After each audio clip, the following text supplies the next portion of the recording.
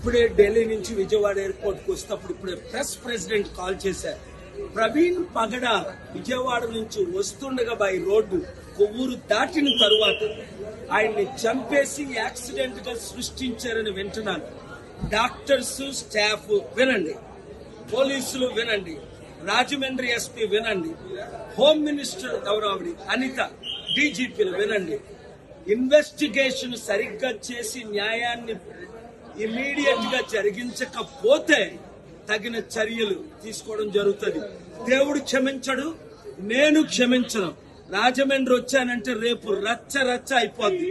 Immediate గా FIR file చేయండి, proper investigation చేయించండి, వెంటనే చర్యలు తీసుకోండి. చంద్రబాబు నాయుడు గారు మీరు పర్సనల్ గా ఇన్స్ట్రక్షన్స్ ఇవ్వండి.